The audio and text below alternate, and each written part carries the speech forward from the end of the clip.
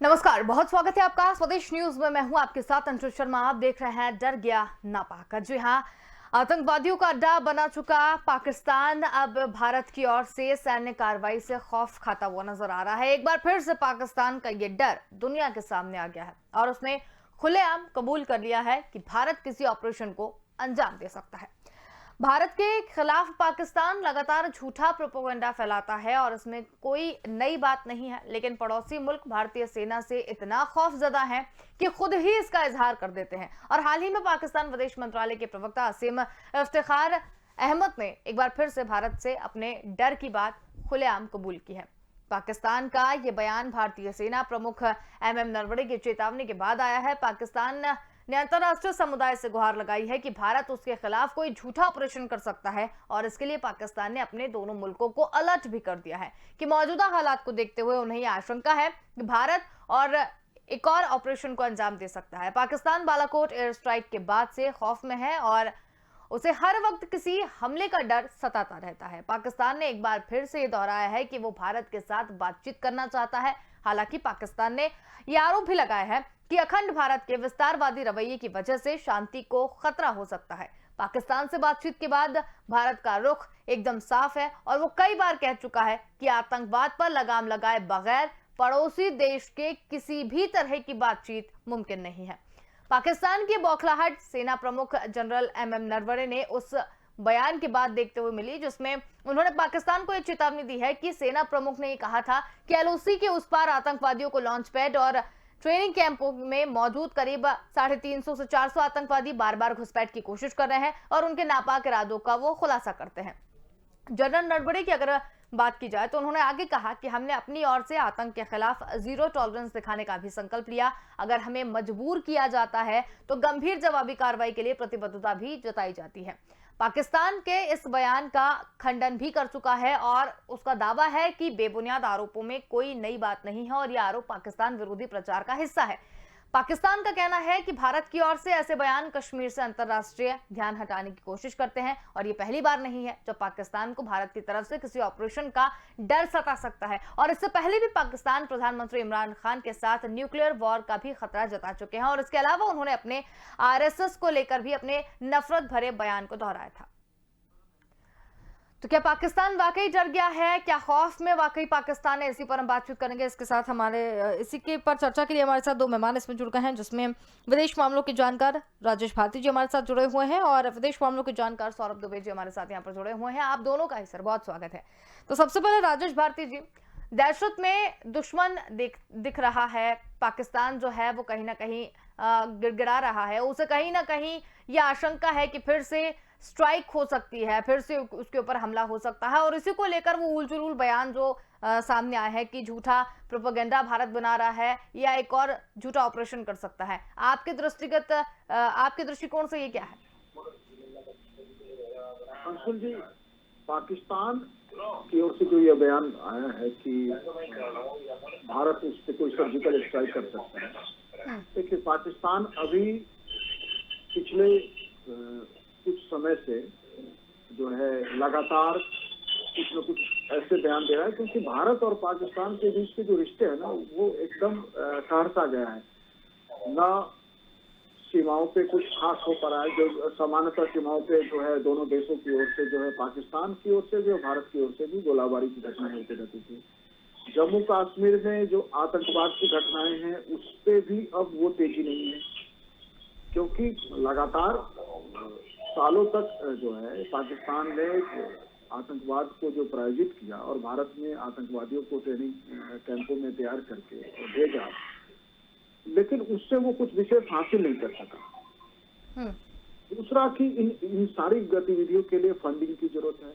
ISI के पते की पाकिस्तान की इकोनॉमी की खास्ता हाल है, तो निश्चित रूप से ISI जो इन चीजों को फंड करती है या वहाँ दूसरे आतंकवादी संगठनों को फंडिंग करती है कश्मीर की लड़ाई को बचाए रखने के लिए, ये बेसिकली ये बयान सर्जिकल स्ट्राइक से डर के बजाय दुनिया का ध्यान आकर्षित करना चाहता है, क्योंकि वर्ल्ड कम्युनिटी तक ये पाकिस्तान मैसेज दे रहा है कि हम भारत के साथ तो बेहतर संबंध की कोशिश कर रहे हैं, लेकिन भारत इसके लिए तैयार नहीं है।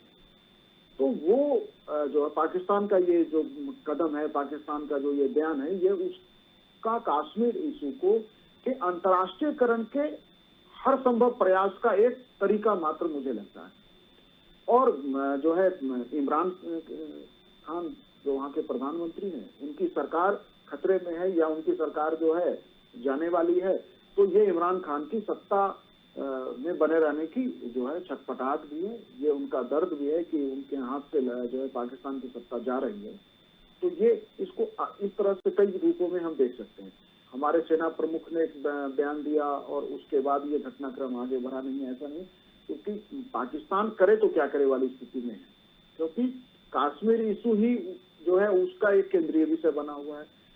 उसे ये समझना पड़ेगा कि पाकिस्तान पाकिस्तान के लिए केंद्रीय विषय जब तक कश्मीर रहेगा तब तक पाकिस्तान जो है आगे नहीं बढ़ पाएगा, और जब तक आगे नहीं बढ़ेगा उसे जो है अलग अलग तरीके से ये राग अलापना पड़ेगा, अलग अलग तरीके से भारत को अंतर्राष्ट्रीय मंचों पे बदनाम करने की कोशिश करनी पड़ेगी, चाहे यूएन में हो, चाहे जो इस्लामिक फोरम में जाके हो, सभी मंचों पे पाकिस्तान की जो लगातार कोशिश है वो यही है।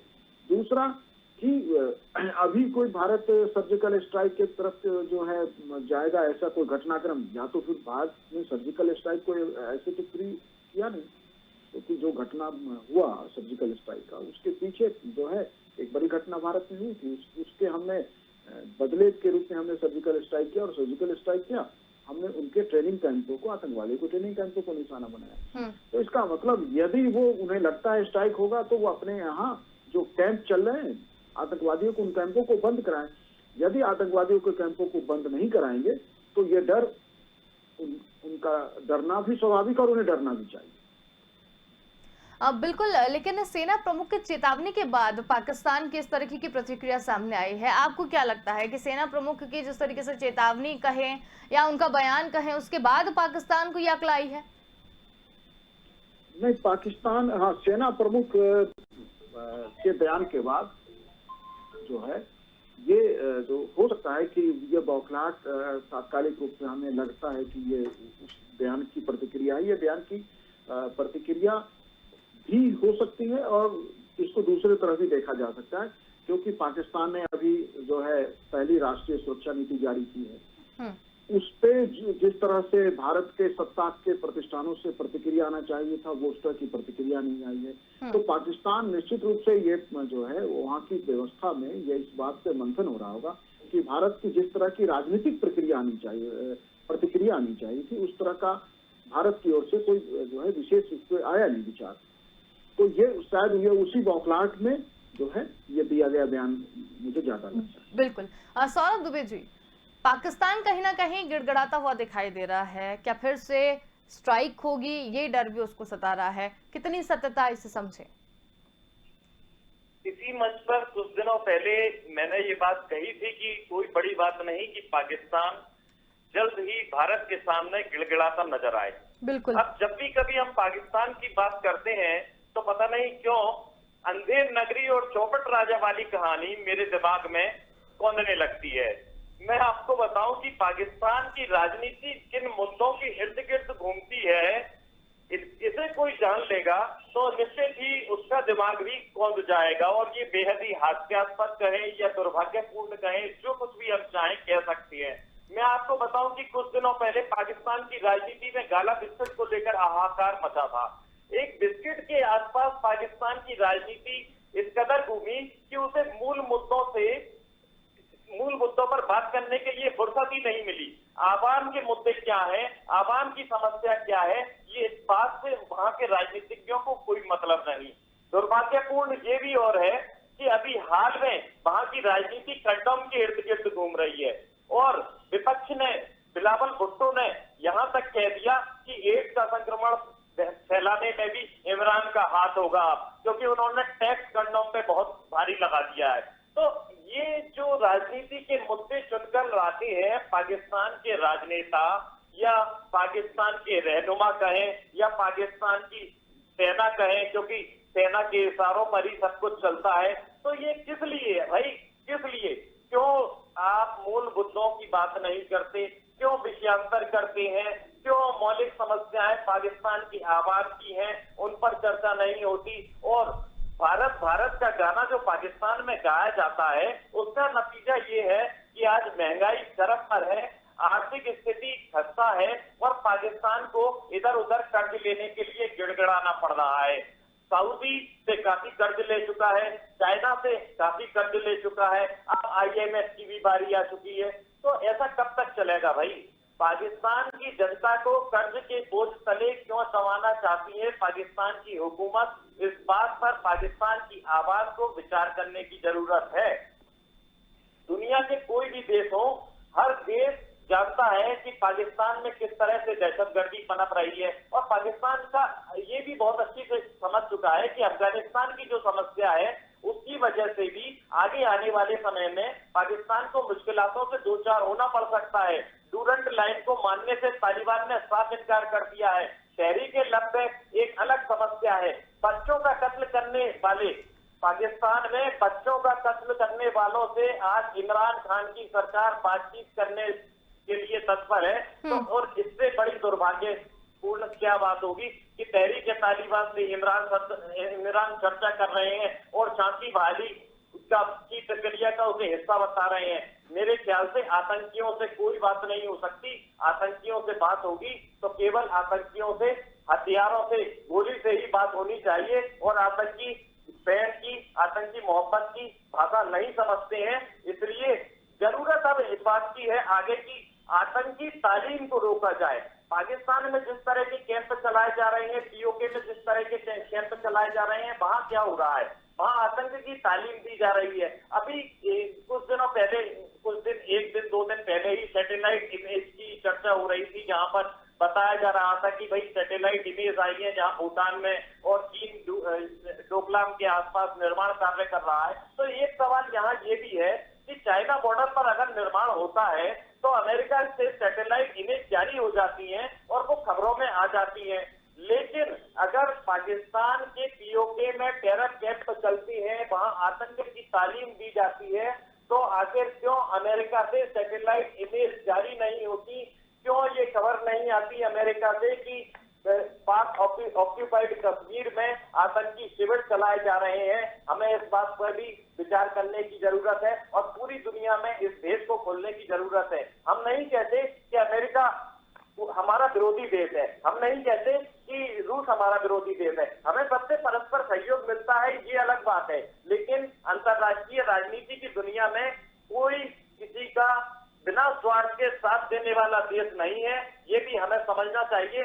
पूरी दुनिया अब एक ग्लोबल विलेज बन चुकी है और यहाँ देश की बात करें तो उनकी तुलना हम खाप पंचायतों से कर सकते हैं। अंशुल, बिल्कुल, लेकिन जिस तरीके से अभी बीच में भी आपने बोला और पहले भी आप बोल चुके हैं कि पाकिस्तान जो है वो भारत से बातचीत करने की पेशकश करेगा, भारत से कहीं ना कहीं मदद मांगने की पेशकश करेगा, वो कहीं ना कहीं बात तो समझ में आई है। तो पाकिस्तान ने अब भारत से बातचीत करने की कोशिश की है, आर्थिक हालात के कारण या फिर डर के कारण? देखिए, दोनों ही वजह है, कोई एक वजह नहीं। और दोनों वजह के अलावा भी और भी कई सारी वजह है। जब भी अंतर्राष्ट्रीय राजनीति में कोई घटनाक्रम होता है तो उस घटनाक्रम के पीछे एक दो नहीं बल्कि कई सारी वजह होती हैं। कौन किस देश का मित्र है, कौन किस देश का शत्रु है, कौन से कैसी इकोनॉमिक डीलिंग हुई है। तात्कालिक हमारी जो डीलिंग हुई है, चाहे वो ब्रह्मोस को लेकर हो, ब्रह्मोस हमने बनाया और ब्रह्मोस का जिस तरह से सफल परीक्षण किया तो हम शक्ति के तौर पर उभरे हैं। इसके अलावा पासपोर्ट को लेकर भी भारत की रैंकिंग में सुधार आया है। रुपया भारत का मजबूत है ही। पासपोर्ट में हमारा इतना आज मजबूत हो गया है कि हम दुनिया के 60 देशों की यात्रा कर सकते हैं बगैर किसी वीजा के।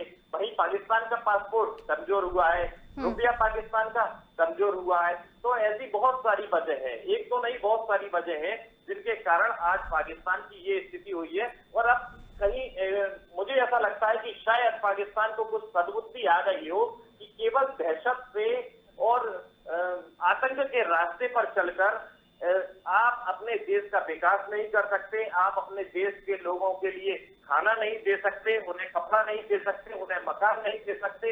अगर आपको अपने देश में विकास चाहिए, तरक्की चाहिए और अपने देश के बाशिंदों को रोटी, कपड़ा और मकान देना है तो इसके लिए आपको इकोनॉमिकली स्ट्रॉन्ग बनना पड़ेगा। और इकोनॉमिकली स्ट्रॉन्ग बनने के लिए सबसे पहले व्यापार और एक्सपोर्ट, जैसा कि इमरान भी कह चुके हैं, एक्सपोर्ट जरूरी है, क्योंकि पाकिस्तान से एक्सपोर्ट बहुत कम होता है और पाकिस्तान में इंपोर्ट बहुत ज्यादा होता है। यही वजह है कि इकोनॉमिकली स्थिति पाकिस्तान की कमजोर है। यहाँ तक कि दवाइयां तक भारत ही पाकिस्तान को अभी भी एक्सपोर्ट करता है। अंशुल, बिल्कुल। राजेश भारती जी, पाकिस्तान ने अंतर्राष्ट्रीय समूहों से इस बारे में गुहार लगाई है, कैसे समझे इसे? इसको अंशुल जी इस तरह समझे कि धर्म और राजनीति हजारों वर्षों तक जो है ना, दुनिया का समाज और राजनीति धर्म के साथ गठजोड़ बना के चलती रही। आधुनिकता या औद्योगिक क्रांति, इंडस्ट्रियल रेवोल्यूशन के साथ धर्म और राजनीति के बीच जो है अलग हुआ और राजनीति जो है सेकुलर तरीके से चलने की शुरुआत हुई। और दुनिया को ये बात धीरे धीरे समझ में आई, क्योंकि इंडस्ट्रियल रेवोल्यूशन में जो है किसी भी समाज में किसी एक ही धर्म के लोग हों, ये जो स्थिति था उसको ब्रेक कर दिया। क्योंकि इंडस्ट्री को मजदूर चाहिए तो कहीं से भी मजदूर आ सकते हैं काम करने के लिए, और उनका धर्म कुछ भी हो सकता है। लेकिन आज के समय में भी जब पाकिस्तान धर्म और राजनीति को साथ साथ चलाने की कोशिश कर रहा है, ये बात पाकिस्तान की सत्ता को समझना पड़ेगा। और ये चेतावनी भारत के लिए भी है। आज भारत में भी जो है इसी तरह से हम राजनीति में जिस तरह धर्म को बढ़ावा दे रहे हैं, तो आने वाले समय में यदि पाकिस्तान आज यदि हमें खास्ता हाल दिख रहा है, पाकिस्तान की इकोनॉमी हमें खराब दिख रही है, वो दुनिया के आगे कटोरा लेके घूमता दिख रहा है, तो उसका कारण क्या है? क्योंकि धर्मनिरपेक्ष समाज के सहारे ही आज के आधुनिक दौर में आगे बढ़ा जा सकता है। इस सिद्धांत को पाकिस्तान ने छोड़ दिया या और व्यवहारिक रूप से जो है वो धर्म और राजनीति के गठजोड़ में चला। तो जब ये गठजोड़ पाकिस्तान के लिए चेतावनी है, तो क्या भारत के लिए चेतावनी नहीं होगी क्या आने वाले समय में? ये भारत के लिए भी तो चेतावनी है आने वाले समय में, क्योंकि हमने अपनी राजनीति में जिस तरह से धर्म की केंद्रीय भूमिका होती जा रही है, आने वाले समय भारत को भी बहुत सारी समस्याओं का सामना करना पड़ेगा। अब रही सवाल कि पाकिस्तान को क्यों अंतर्राष्ट्रीय समुदायों के पास जाना पड़ रहा है, क्योंकि धर्म और राजनीति के गठजोड़ में पाकिस्तान का जनमानस जो है कश्मीर इशू पे जो है वो पागलपन का शिकार है। अब और कश्मीर इशू पे वहां की सरकार 2 कदम भी बढ़ नहीं पा रही है। इमरान खान ने वादा किया था चुनाव से पहले, परवेज मुशर्रफ के समय सत्ता में थे तब, और बेनजीर भुट्टो थी सत्ता में तब, और आसिफ अली जरदारी थे सत्ता में तब, कि कश्मीर इशू का समाधान इमरान खान के पास है। और इमरान खान लगभग अपने सत्ता का टर्म पूरा करने को जा रहे हैं और कश्मीर पे 2 कदम भी नहीं चल पाए। पिछली सरकारें एटलीस्ट बातचीत करती दिखती थी, इमरान खान के समय तो बातचीत ही बेपटरी हो गई है। तो इमरान खान बहुत ही असहज है अपने देश में, इसीलिए सत्ता से बाहर होने से पहले जो है आवाम के दिलों में ये बात जो है, ये वादा कि हमने कश्मीर के लिए भरसक कोशिश किया, ये इस रूप में ही इसको देखना चाहिए। शायद यही बेचैनी, यही डर है। बिल्कुल। लेकिन राजेश जी, जिस तरीके से पाकिस्तान जो है वो चीन पर काफी निर्भर हो गया है, चीन लगातार उसे सपोर्ट करता हुआ भी नजर आ रहा था, कहीं कहीं जगह पर कर्ज देना हो या आर्थिक स्थिति में सुधार की बात हो। अब भारत से भी पाकिस्तान जो है वो कहीं ना कहीं आशाएं कर रहा है, चाहे वो व्यापार को लेकर हो या भले ही डर हो उसके अंदर कि ये वापस से कोई स्ट्राइक ना कर दें या युद्ध जैसे हालात ना हो जाए या कोई ऑपरेशन ना चला दे। तो ये सारी चीजें तो समझ में आ रही है। तो क्या चीन और पाकिस्तान में भी अनबन हो गई है, या चीन ने अपना रूप दिखा दिया हो तो पाकिस्तान इस तरीके की हरकतें कर रहा है? आपको क्या लगता है? देखिए, चीन ने पाकिस्तान को जो आर्थिक मदद दिया है, उस मदद की पाकिस्तान को एक बड़ी कीमत चुकानी पड़ी है। आज पाकिस्तान के कई रीजन्स में चीनी प्रतिष्ठानों और चीनी निवेश की सुरक्षा के लिए जो है चीन की सेना आ गई है। भारत दुनिया में जहां भी इस तरह का निवेश करता रहा, इस तरह की हरकतें भारत ने नहीं किया है। तो पाकिस्तान के अंदर चीन का विरोध भी बढ़ रहा है। यही कारण है कि अब वो चीन के साथ उस तरह से और ज्यादा मदद लेके चीन पाकिस्तान में चीन का प्रेजेंस और बढ़ जाए, और वहां किसी भी सरकार के लिए, क्योंकि अंततः देखिए चाहे लोकतंत्र का वहां नाटक ही है, सेना वहां मुख्य सत्ता के केंद्र में बैठी है, लेकिन चुनाव होती है तो जनता को तो वोट करना है, जनता के बीच राजनीतिक दलों को वोट मांगने जाना है। तो जनता, किसी भी देश की जनता आज इस बात के लिए तैयार नहीं होगी कि उसके देश में जो है दूसरे देश की सैनिक आके जो है काम करें। तो पाकिस्तान में चीन की सेनाओं का जो प्रेजेंस है, उससे वहां के सरकारों का विरोध बढ़ रहा है। तो अब वहाँ की सरकारें जो है ना एक बैलेंसिंग फैक्टर की तरफ जा रही है कि भारत के साथ बातचीत करके, क्योंकि चीन का जो उतना अधिक इन्वॉल्वमेंट और चीन का जो प्रेजेंस इतना बढ़ा, वो उसके पीछे पाकिस्तान का सिंपल ये था कि दोस्त का दोस्त दुश्मन का दुश्मन दोस्त, क्योंकि उसको लगता था कि चीन के साथ मजबूत दोस्ती करके वो कश्मीर इशू पे जो है चीन से बेहतर मदद पा पाएगा। लेकिन चीन अपने अंतर्राष्ट्रीय मामलों को जो देखते हुए भी, अंतर्राष्ट्रीय विवादों में रहते हुए भी वो व्यापार के हितों को नहीं छोड़ा। ये बात पाकिस्तान नहीं समझ पाया। तो पाकिस्तान के अंदर वहाँ के लोगों का जनमत का बहुत दबाव है वहाँ की सरकार के ऊपर। चीन विरोधी मानसिकता वहाँ बहुत बढ़ रही है। शायद ये भी एक मजबूरी है कि उसे अब भारत के साथ बातचीत के राज बातचीत के पेशकश करने पर है, या बातचीत के दरवाजे फिर से खोलने या दबाव बनाने या दुनिया के देशों से ये कहने की गुहार लगाने की कोशिश की जा रही है कि नहीं, हम भारत से बातचीत करना चाहते हैं और भारत ही तैयार है।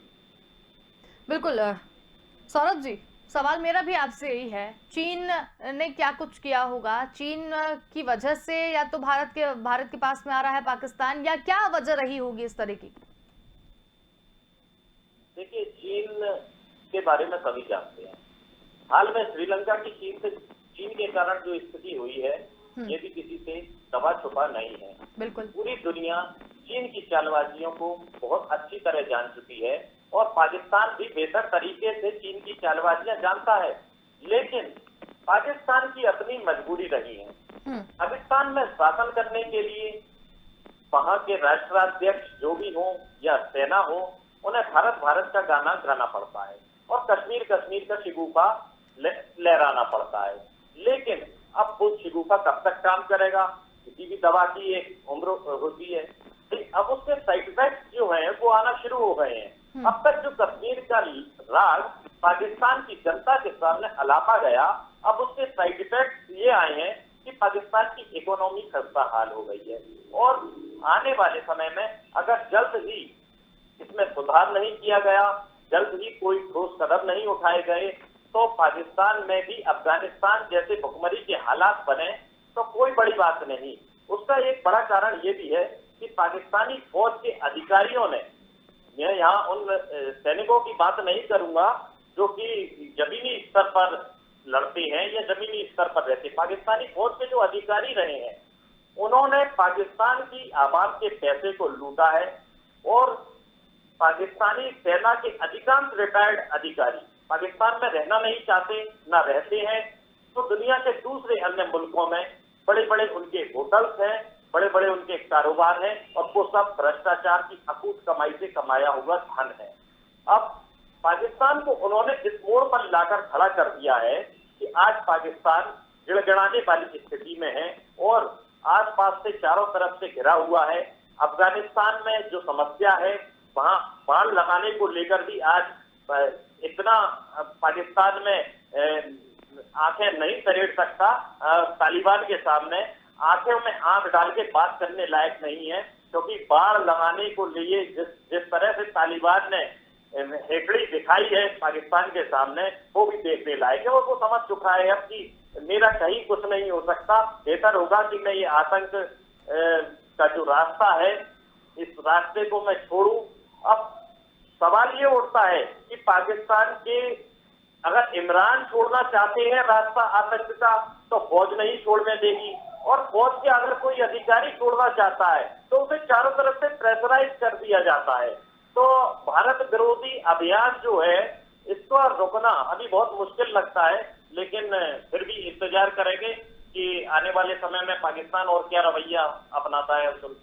बिल्कुल, तो ये पाकिस्तान किस तरीके से खौफजदा है ये तो हमने देख ही लिया है। आर्थिक स्थिति को लेकर भी वो कहीं ना कहीं भारत से बातचीत करने की कोशिश यहाँ पर कर रहा है। आप दोनों ने ही समय दिया हमारे साथ, बहुत धन्यवाद, आप हमारे साथ जुड़े और इस पूरी चर्चा में शामिल हुए।